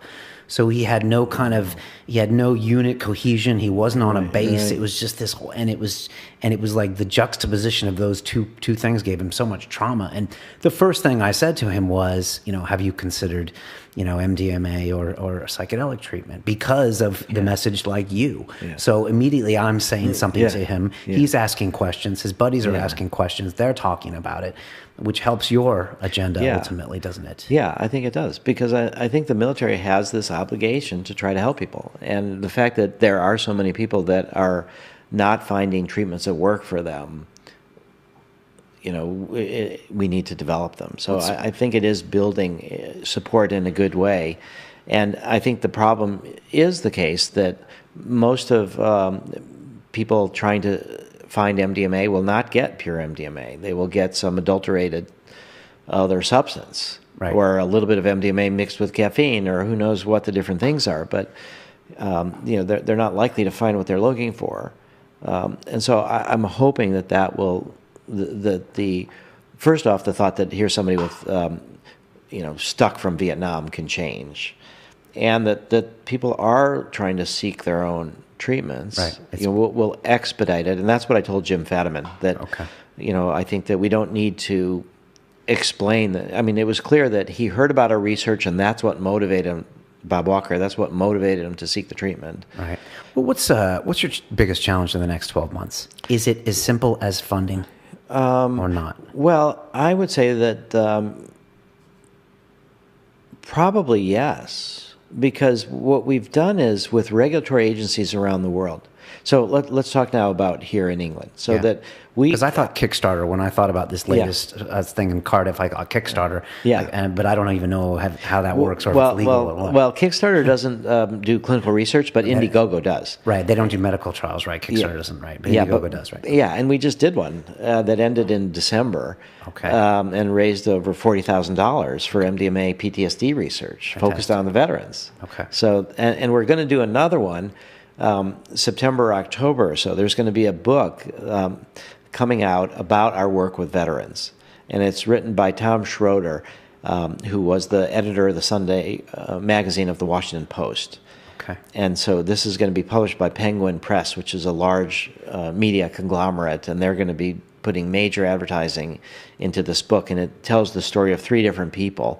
One of them is one of the vets in our study. The other is Michael Mithofer, who's our chief psychiatrist, and then the other is me. Woven into the story of the psychedelic research from the early days to where we're at now, and interviews with Roland Griffiths, who does some of the work at Johns Hopkins with psilocybin. Okay. So this is going to be a major book, and we are going to do another Indiegogo campaign. So I think that from a regulatory point of view, we can get permission for the research. I mean, that was blocked for decades and decades, but now we can do that. We have a certain number of therapists that we feel are sufficiently trained. So for this study at Cardiff University that MAPS and Beckley Foundation would like to start, we have half the money. So that the therapists, we can train them, the regulatory approvals we can obtain, but it is primarily a financial limitation. Okay. We've specifically tried to do this where it's only through donations too. As opposed to like investments of some kind. It's difficult to think of how to do investments because the drugs are off patent. Right. But there is a program where the European Medicines Agency, and this is where we get into the competition that we talked about, that it's called data exclusivity. So that if you're the first to make a medicine out of a drug that has no patent protection, in order to encourage the pharmaceutical industry to do this, you are the only one that can use your data for 5 years in the U.S. or 10 years here through the European Medicines Agency. Okay. Somebody else can replicate the data, so it's not the same as a patent. Okay. And that data could have value. That data could have value because then you get the permission to market it. Okay. So what we're thinking about more than investors is the idea of creating a sustainable nonprofit. Okay. So that if MAPS makes MDMA into a medicine or Hefter makes psilocybin into a medicine, then there is this period of data exclusivity where unless somebody else wants to do the research, which we would welcome if they did, because it just helps in the integration in society, and we're through nonprofits, our main goal is social transformation and healing, not amassing resources. But it is difficult to be constantly asking people for money. Everybody I meet, I'm constantly thinking, are they going to be a donor? Right. Or do they know a donor? Or, and it changes your relationships with people. Very capitalistic in a way. So constantly like on the prowl for money. But, I at least I've realized that that there's a fair exchange in the sense that people have money, are looking for meaning and purpose, and trying to help the world. So it's not just I'm asking for something, but I'm offering something, which is the opportunity to be part of this movement. Yeah, and this is historic. I mean, in 50 years from now, we won't be doing this anymore. There is a certain point in time where this is happening. You could even argue it's not going to happen even in 10 years from now. So this is... Yeah. So people, really find a lot of meaning in this. So I think the main limitations in this study in England right now are financial. And I think we've addressed a lot of the methodological issues. Now that we understand how to deal with the double blind, that was the biggest issue for me before these last 5 years. Okay. Was trying to figure out, actually the last 10 years. We started our study in 2004 in the United States, and we started a previous one in Spain in 2000 with Jose Carlos Busso. That was the world's first MDMA PTSD study, and then that was shut down for political reasons in 2002, and we didn't have the power to reopen it. So we basically resolved the scientific methodological questions that we need to resolve to do the phase 3 studies. And the main last thing we need to learn from our current studies is what are the range of outcomes from different therapy teams with different groups of patients in different cultural contexts. So once you see the magnitude of the effect and the variance of the effect, then you can do your statistics to size the phase 3 studies to know when you get a signal that's reliable enough that you're going to get statistically significant results. Right. Okay. So we're on the process of figuring that out over the next year or so as we finish these other studies. So our main challenge is funding, and our now that's not the case with marijuana. So now we can pivot back to marijuana. Let's finish up with marijuana, because I know people are curious about this. It's something that we didn't get a chance to talk about much last time because there wasn't as much to talk about. So what's been going on? Yeah. Well, let me first off by saying that in my view, marijuana and not just my view, marijuana has incredible therapeutic potential in all sorts of areas. Most of them are in treating the body. There's people with cancer. Marijuana cannabinoids can help with the treatment of cancer in some circumstances. It doesn't always work just from smoking, because you have to get enough of the cannabinoids to the tumors. There's, with epilepsy, CBD, cannabidiol, helps reduce epileptic seizures. And there's incredible effects on nausea control for cancer, on pain, on spasticity. And there are some approaches, some therapeutic uses of marijuana that are more for mental diseases, which is what we're primarily interested in, including post-traumatic stress disorder, even the treatment of drug addiction. There's more and more research that's looking at how marijuana can be a substitute for alcohol or other drugs, and marijuana as less dangerous. Like methadone is a substitute for heroin, but you can get it legally. So the area that we've chosen with marijuana, I've been trying to study the medical uses of marijuana for a very long time. I did my master's thesis from 1988 to 1990 at the Kennedy School on the use of marijuana for nausea control for cancer chemotherapy. And then through the 90s, I worked on 2 different protocols. One was for marijuana for AIDS wasting. HIV positive people would waste away. Because they weren't eating enough. They weren't eating and they were nauseous. And we had FDA approval, we had ethics committee approval, but we could not get approval to purchase the marijuana from the monopoly held by the National Institute on Drug Abuse. Then later in the 90s, we had another study, marijuana for migraines. And that was done by Dr. Ethan Russo, who is now one of the chief scientists for GW Pharmaceuticals, which is the British company that's trying to develop marijuana into a medicine in non-smoking delivery systems. So they have a spray under the tongue that's 50% CBD, 50% THC, called Sativex. And then they've developed a drug called Epidiolex, which is mostly CBD for epilepsy. But they do the marijuana extracts. So we were unable to get permission for this study with Ethan Russo. So then it became clear to me that the research with marijuana was blocked for political reasons, and that the research with psychedelics was being permitted. And so it felt to me important to protect the research that we're making with psychedelics, to look at where politics is blocking science. And if we can switch that around, then that protects the freedom that we have to do the scientific research with psychedelics, which we didn't have for several decades after the crackdown of the 60s. Right. So it's more of a strategic focus on medical marijuana, that I feel like the principle that illegal drugs should be evaluated for their medical purposes. Right. They should not be suppressed. And since that suppression is still happening with marijuana in plant form. Right, for political reasons. For political reasons, to try to block marijuana legalization in plant form, that's been an important area for MAPS to focus on. So we are looking at marijuana for post-traumatic stress disorder, because a lot of veterans are using marijuana for post-traumatic stress disorder.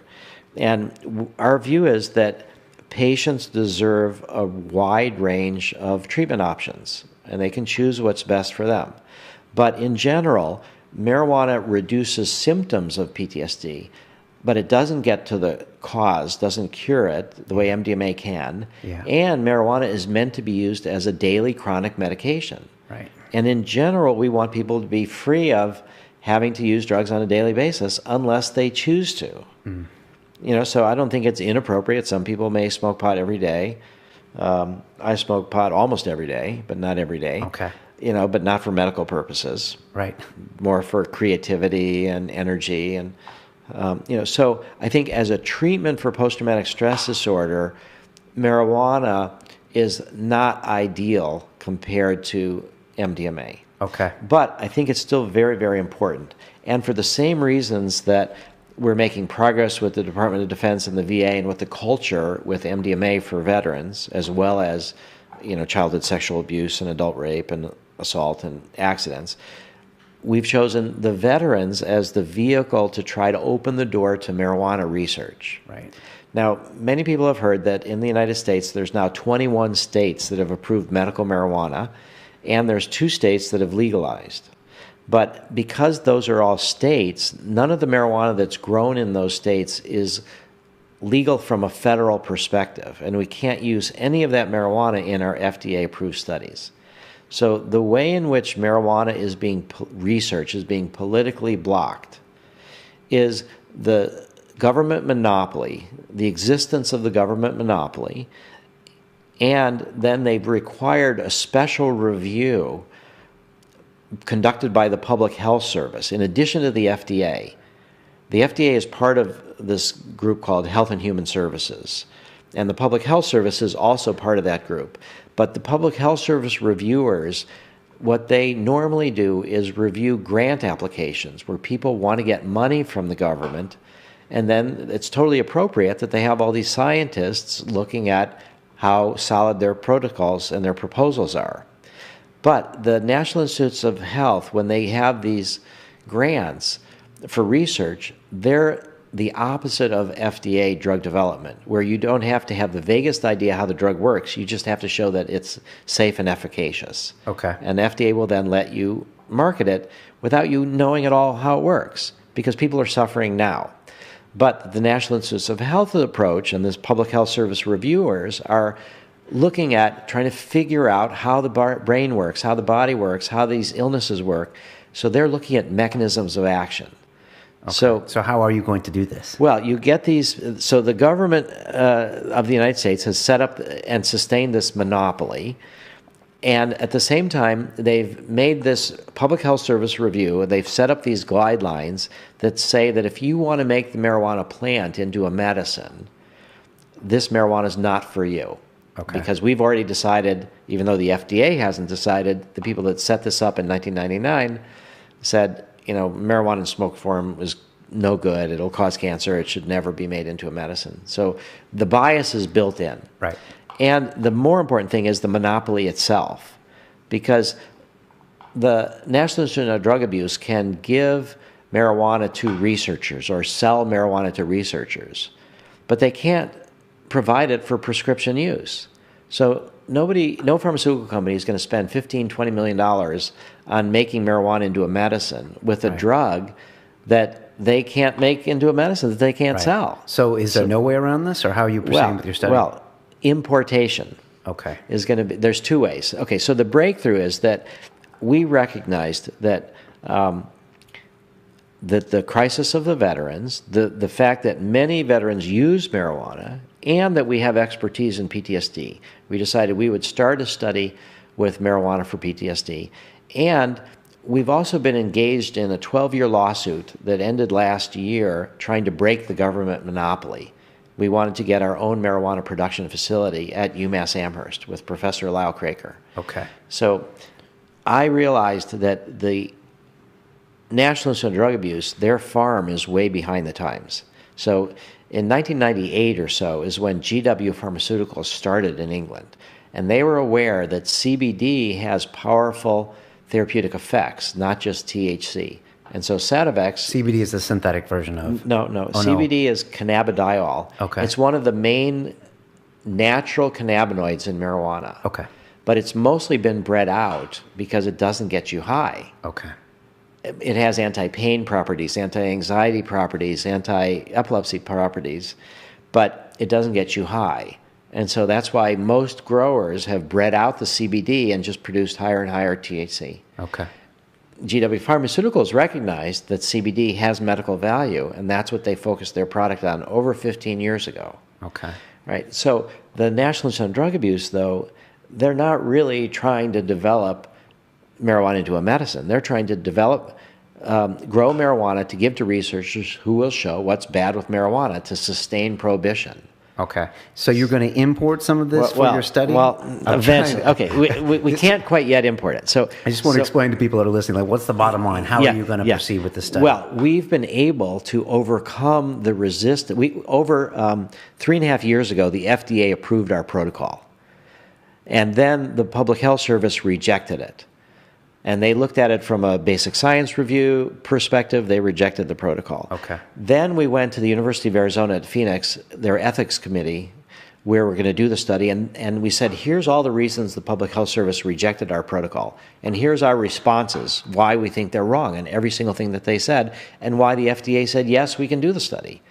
And then the Institutional Review Board approved the protocol as we designed it and rejected what the Public Health Service said. Okay. So then we resubmitted it to the Public Health Service. Now, meanwhile, 3 years ago, NIDA claimed that they could provide the marijuana we need for the study, because we're going to look at what does CBD do to help with PTSD, as well as what marijuana with THC does. So we were told in writing by NIDA that they had the marijuana that they could provide for the study. And a year ago, that's why we lost the lawsuit after 12 years to set up our own farm, because NIDA and the DEA told the judge, we've got all the marijuana these people need, we don't need another supplier. Okay. And the judge rejected our appeal. Okay. All right. So what the big breakthrough that happened in March was that we finally obtained permission from the Public Health Service to do this study in veterans. Because, again, we had FDA approval. We had the Institutional Review Board had rejected the Public Health Service critiques and approved it. We had the veterans on our side, and we had 21 medical marijuana states and 2 states for legalization. So how could they justify blocking research? It just became so untenable. So what happened was March 16th, we got the word, yes, the study is approved. Okay. And that was New York Times. That was broadcast everywhere. That was our major breakthrough. Congratulations. But there's always a but. What we just found out last Friday, NIDA has admitted that they don't have the marijuana we need. Okay. So they said we had the marijuana we need when the lawsuit was going on, right, to help us lose the lawsuit. Okay. Now they claim that they don't have the marijuana with CBD, okay, but that they can grow it. And then 2 Fridays ago, the DEA filed notice with the International Narcotic Control Board, which monitors international drug control treaties, that the quota for how much marijuana was going to be grown in the United States in 2014 would be increased over 30 times. Okay. Now NIDA is committed to growing massive amounts of marijuana for researchers with all different amounts of CBD and whatever we need. They say they can provide it. But they still want to keep the monopoly because that will still block us from doing these phase 3 studies. Okay, so they're not going to let you use your marijuana source in Amherst, but they are going to grow you the marijuana with the CBD in it. You have to wait for them to do that. Another 6 months or so. Okay. So and the law that was passed in 1970, the Controlled Substances Act, that provided for the licensing of producers for Schedule I drugs, says that there has to be a continuous and uninterrupted supply. Okay. So now we have an interrupted supply of over 6 months. All right, so we're willing to do this. So in 6 months, we have to raise $950,000 to do this study. It's a 2 to 3 year study. Right. It will show, I believe, that it works, that marijuana helps reduce the symptoms. It helps people who have PTSD not have nightmares. It helps them focus more on the here and now than on the past, and it gives a little antidepressant mood for most people. Some people, as we all know, get nervous from marijuana. Right. And they get panic. So there will be some people that marijuana will not work for. Right, okay. And they will drop out of the study. So what we're willing to do, because we're in the phase 2 study, is start with the night of marijuana.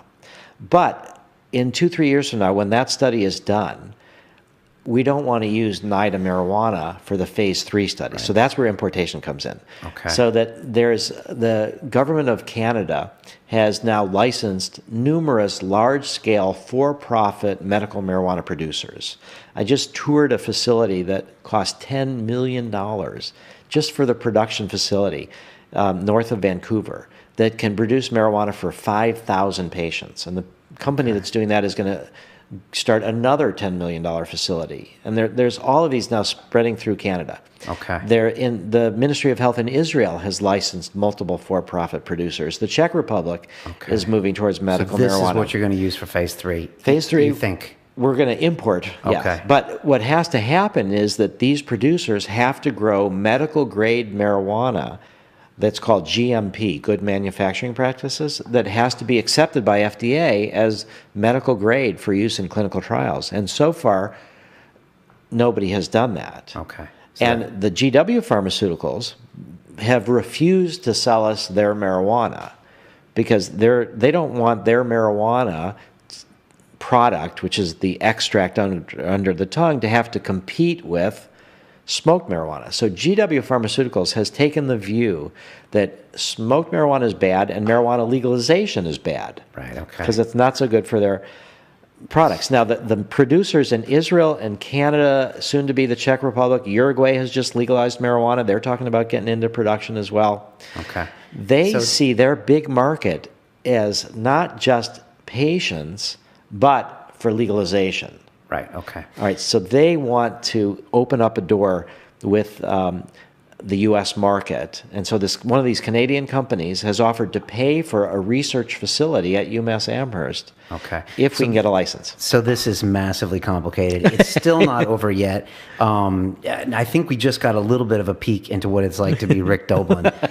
Jesus Christ, it's not simple, is it? There are very, very complicated things going on here as far as policy, science, statistics, everything. Fundraising. Yeah, if it was simple, I would be doing something else. Jesus. I like complicated stuff. You know, I titled our previous episode "Fighting the Good Fight." You know, and Rick, that's what I really think you're doing. It's it's probably a thankless job at times, but like you really are an inspiration to me and to I think a lot of people around the world because what you guys are doing at MAPS, it seems really selfless what you're doing. Well, in some ways it is, but it's we all live in this world and we all want to make a better world, and also I'd say that the one thing that has really made it easier for me to do is being a parent. Okay. Because I've just had I've got 3 kids. My wife and I have 3 kids. Our first one, 19, almost 18, and 15. Okay. And so the first one has just gone off to college, and the second one is just graduating high school. And so it's happened in the blink of an eye. And so for me, it used to be when you're young and impatient, you think like a 5-year plan is like way too long for anything. Right. But now seeing that these kids are 19 years old, my oldest, and where did the time go? So a 20-year plan is not so intimidating anymore. Okay. So if it's going to take us till 2021 to make MDMA into a medicine, and then probably another 10 or 15 years before there's psychedelic clinics set up all over the world where people can access these drugs, and then the consciousness change happens, and then we have religious freedom, and then we have end of prohibition, and then we have billions of people that have access to, psychedelic inspiration if they want, and then we have a more peaceful world. Plan, a 100-year plan, right? Yeah, but you're okay with that? I'm okay with that. Right. I've become okay with that through seeing how fast time goes as a parent. If your gravestone, God forbid, says, "Here lies Rick Doblin, the man who legalized MDMA," or that is quite a life's accomplishment. Oh yeah, that would be fantastic. Every time I hear like a news piece about you guys, I just feel like celebrating. I just feel like, yay, I just feel like I'm just a constant cheerleader for everything you guys are doing. Just because, yeah, Brian, we appreciate it too. And it just doesn't seem like there's a lot of other people that are sticking their necks out doing the hard work. I know there's help everywhere, but you guys are really at the forefront of doing this stuff. So we're big fans of what you guys do. And I think everyone is around the world. Yeah, and we're hoping to bring it to England. I mean, and that's what really the purpose of my visit is here for these couple days. Okay. If someone listening with a checkbook wants to contact you, what's the best way for them to get in touch? Well, right now, what we're saying is that the Beckley Foundation is a British nonprofit, and people can get tax deductions to donate to Beckley. Okay. And because MAPS is a U.S. nonprofit, people in England who want to get a tax deduction, if they give it to MAPS, we can't give them a tax deduction. Okay. And because MAPS is partnering with Beckley to fund this study at Cardiff University with 24 veterans with PTSD getting fMRI scans, we encourage people to donate to Beckley and just say, this is for the MDMA fMRI study. Okay. Is that Americans or is that anyone? No. Even Oh, Brits? no. Okay. Yeah, that's in England. So if it's in people outside, if it's people in the United States, they should donate to MAPS. To MAPS, okay. And if they're people in England, they should donate to the Beckley Foundation. And if somebody wants to make up this 50% gap, is that going to be a very wealthy individual that should come straight to you? Yeah, that would be the best, or to Amanda, depending on where they live. Okay. And that the study is about 188,000 pounds, as we said, and we've already, MAPS and Beckley are each contributing half of that, 1/4 of that. So we need another 95 grand or 94 grand. Or another 90, something like 88,000 pounds is what we're still looking for. Okay. And if they want to make that donation, I think that would be massive, because this would be our first toehold inside the European Union. Ah, yes. And it would open up the door for further phase 3 studies here in England. Right. And that's what we really need, is to get some of the studies going in the European Union. Right. And we know that that the FDA will notice things like that. Well, it's not that they notice it. We submit the protocols to the FDA. Right. Okay. So we can take all of our U.S. data and submit to the European Medicines Agency and vice versa. Right. So very helpful. So it will be that way. Yeah. All right. Fantastic. If you're listening, contact to Rick. And what's the best way for them to get a hold of you?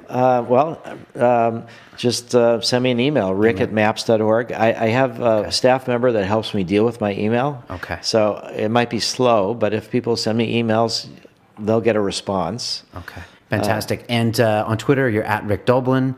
MAPS is at MAPS News, right? If people want to follow you. I think so. Yeah. I am going to try to whisk you off to the Neurons to Nirvana premiere happening now. Can I put a link to that so people can find out more information about that? Yeah. All right. I'll put that on the YouTube comments here. Okay. Yeah. I mean, that's happening tonight, and it's sold out. Okay. Right. If people want to watch the trailer or something later, so yeah.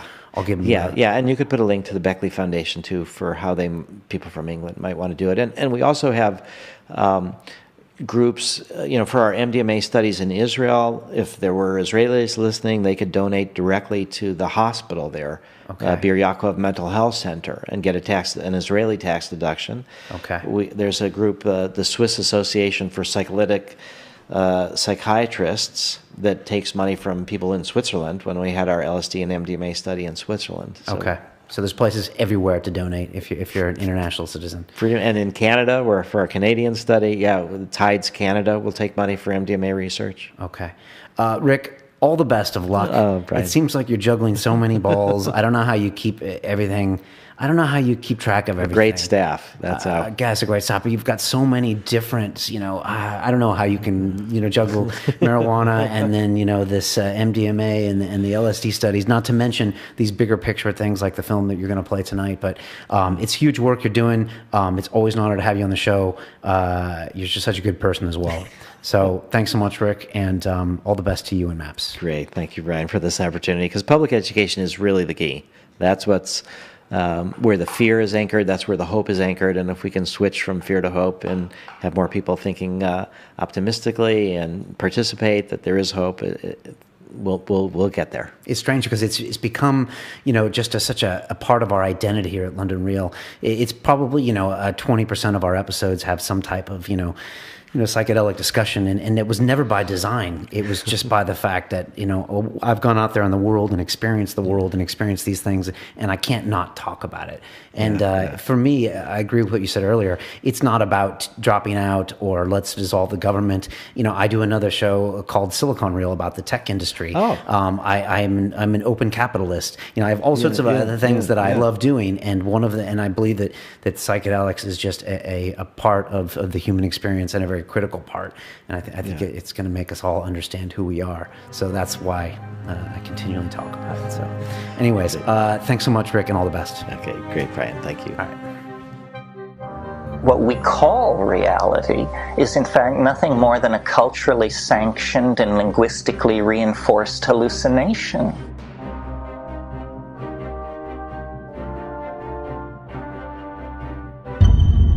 On London Real, we like to push the envelope on psychedelics. We went in and we drank ayahuasca, and it was the real deal. Ayahuasca requires us to confront the truth about ourselves. The psychedelic experience is one of the most, clearly the most influential, profound experiences in human existence. Now we explore dimethyltryptamine. Pure DMT powder, and smoke that, and this is just a direct route straight to the spirit world. How would we change this culture? And it felt to me like LSD and psychedelics were the way. On Sunday, London Real presents DMT, Before and After.